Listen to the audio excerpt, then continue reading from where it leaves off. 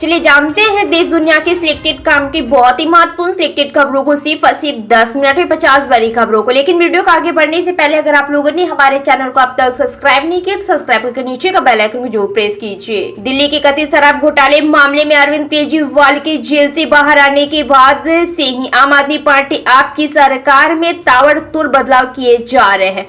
पहले खुद party supremo Arvind Kejriwal ने दिल्ली के मुख्यमंत्री पद से इस्तीफा दे दिया और कमान सीनियर लीडर आतिशी मलेना को सौंप दी। पश्चिम बंगाल कांग्रेस के पूर्व अध्यक्ष अधीर रंजन चौधरी आरजीकर मेडिकल कॉलेज अस्पताल में बलात्कार हत्या मामले के खिलाफ विरोध प्रदर्शन में शामिल हुए। पंजाब सरकार में बड़ी फेरबदल की तैयारी है। शुरुआती जानकारी के मुताबिक पंजाब कैबिनेट में सोमवार यानी कि आज बदलाव होगा। माना जा रहा है कि भगवंत मान अपने 4 मंत्रियों की छुट्टी करेंगे और 5 नए चेहरे को कैबिनेट में शामिल करेंगे। आम आदमी पार्टी के राष्ट्रीय संयोजक और दिल्ली के पूर्व मुख्यमंत्री अरविंद केजरीवाल ने कहा है कि वे दिल्ली के लोगों के बीच रहने के लिए सरकारी बंगला छोड़ देंगे। बंगाल में भारत बांग्लादेश सीमा पर भूमि अधिग्रहण संबंधी जटिलताओं के चलते लंबे समय से अटके पड़े तारबंदी के काम के लिए राज्य प्रशासन ने जमीन संबंधी समस्याओं को सुलझाने की प्रतिक्रिया तेज कर दी है। पंजाब कैबिनेट में आज फिर बदल के आसार है। सीएम भगवंत मान कैबिनेट में कुछ नए नाम शामिल किए जा सकते हैं तो वहीं कुछ मंत्रियों को हटाया जा सकता है। सूत्रों के मुताबिक आज शाम को मंत्रिमंडल में फेरबदल हो सकता है जिसमें कम से कम 3 मंत्री ड्रॉप किए जा सकते हैं। मध्य प्रदेश के मुख्यमंत्री मोहन यादव आज चुनाव प्रचार के सिलसिले में जम्मू के साबा पहुंचे। यहां उन्होंने भाजपा की चुनावी रैली को संबोधित किया। इस दौरान सीएम मोहन यादव ने विपक्षी दलों पर जमकर निशाना साधा है। अपने संबोधन के दौरान सीएम मोहन यादव ने अनुच्छेद 370 को लेकर कांग्रेस पर वार करते हुए कहा है कि कांग्रेस के गलत फैसले के कारण जम्मू कश्मीर में आर्टिकल 370 लागू हुआ। उन्होंने यह भी कहा है कि कांग्रेस के गलत फैसले के चलते भारत को बहुत कुछ भुगतना पड़ा है। महाराष्ट्र में एनसीपी शरद चंद्र पवार पार्टी के मुखिया शरद पवार ने कहा है कि महाविकास आघाड़ी के बीच अगले 10 दिन में सीट शेयरिंग की डील फाइनल हो जाएगी। उन्होंने कहा है कि तीनों दलों के नेता सीट शेयरिंग को लेकर बातचीत कर रहे हैं और प्रतिक्रिया को अंतिम रूप दे रहे हैं।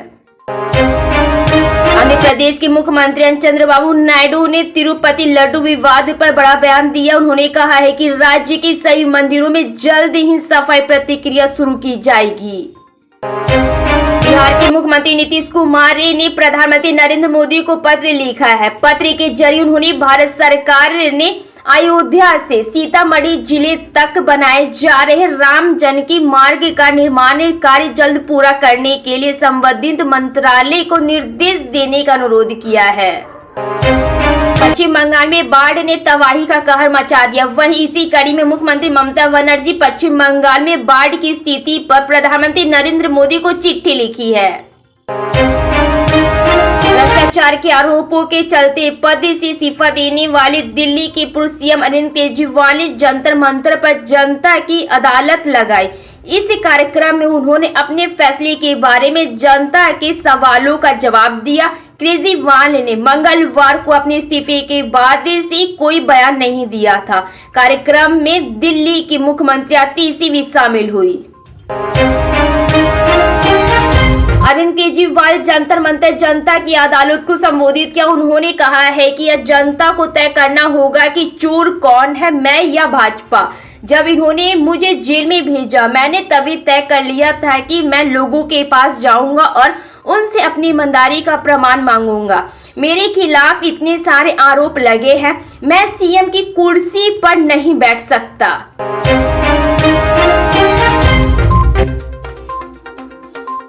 पूर्वी ईरान के कोयला खदान में हुए एक विस्फोट में कम से कम 51 लोगों की मौत हो गई है। सरकारी मीडिया ने इस घटना की पुष्टि की है।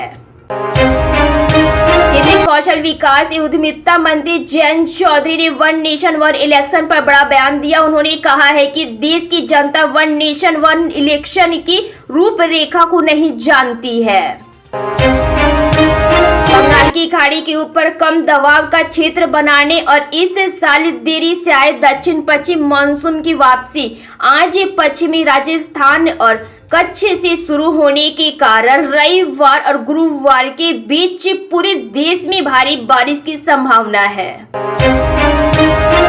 कोलकाता के आरजीकर मेडिकल कॉलेज में लेडी डॉक्टर की रेप के बाद हत्या को करीब 2 महीने हो चुके हैं। देश की सबसे ताकतवर एजेंसी सीबीआई इसकी जांच करी, लेकिन अब तक हत्या का मकसद पता नहीं कर पाई है। मध्य प्रदेश के बीच विश्व प्रसिद्ध तिरुपति बालाजी मंदिर में लड्डू में घी की जगह पशु का चर्बी इस्तेमाल करने को लेकर खड़ा विवाद के बीच सीएम चंद्रबाबू नायडू ने पूर्व सीएम जगत मोहन रेड्डी पर हमला बोला।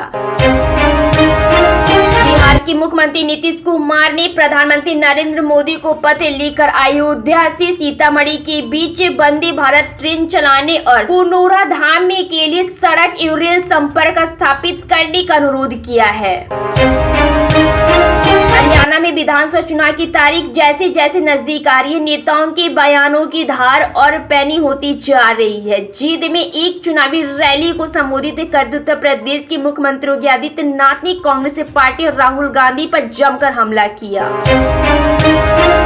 झारखंड में भाजपा की परिवर्तन यात्रा के दौरान उत्तर प्रदेश के उप मुख्यमंत्री केशव प्रसाद मौर्य ने हेमंत सोरेन सरकार पर बांग्लादेशी घुसपैठियों को लेकर वोट बैंक के रूप में इस्तेमाल करने का गंभीर आरोप लगाया है। दिल्ली के पूर्व मुख्यमंत्री अरविंद केजरीवाल ने अपना आधिकारिक निवास छोड़ने का ऐलान कर दिया है। उन्होंने कहा है कि वह 3 अक्टूबर से शुरू होने वाले आगामी नवरात्रि के दौरान सीएम आवास को छोड़कर चले जाएंगे।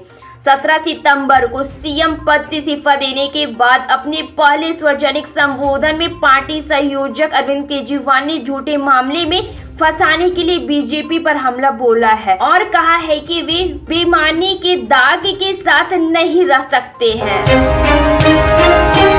भाजपा के वरिष्ठ नेता एवं रक्षा मंत्री राजनाथ सिंह ने एक चुनावी जनसभा में पाकिस्तान को निशाने पर लेते हुए कहा कि अनुच्छेद 370 खत्म होने के बाद जम्मू कश्मीर में लोकतंत्र को फलता फूलता देखकर उनके पेट में दर्द हो रहा है।